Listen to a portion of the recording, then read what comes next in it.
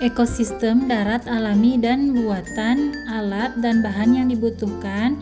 1. Lembar pengamatan. 2. Alat tulis. 3. Aplikasi barometer. 4. Lingkungan sekitar. Yang pertama, kita akan menuju ekosistem darat alami, yaitu hutan.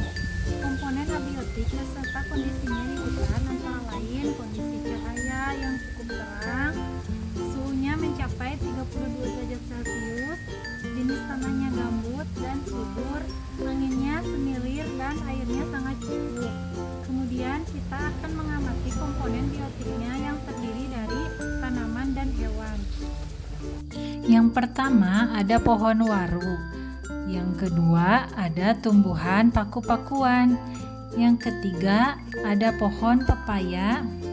Yang keempat ada pohon mengkudu. Dan yang kelima ada pohon binahong.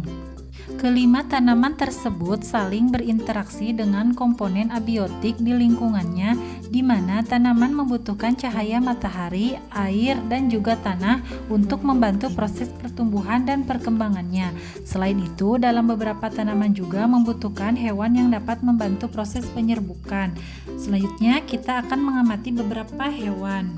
Yang pertama ada lebah. Yang kedua ada laba-laba.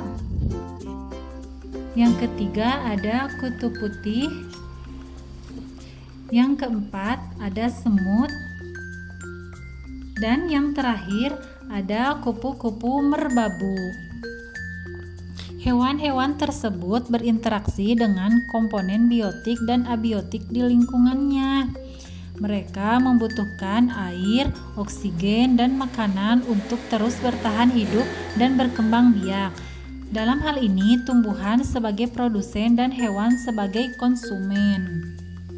Selain itu, juga terdapat dekomposer atau pengurai. Mereka adalah makhluk hidup atau organisme yang memperoleh energi dengan cara menguraikan sisa-sisa makhluk hidup lain yang sudah mati.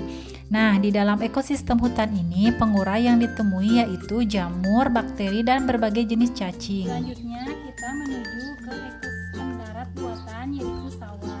Komponen abiotik yang kita amati meliputi cahaya. Lihat, cahayanya sangat terik. Suhunya mencapai 32 derajat Celcius.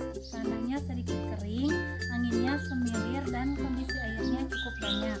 Adapun komponen biotik yang kita temukan pada ekosistem sawah, yang pertama ada padi, yang kedua ada rumput, yang ketiga ada pohon jagung, yang keempat ada tumbuhan putri malu, dan yang kelima ada pohon tebu.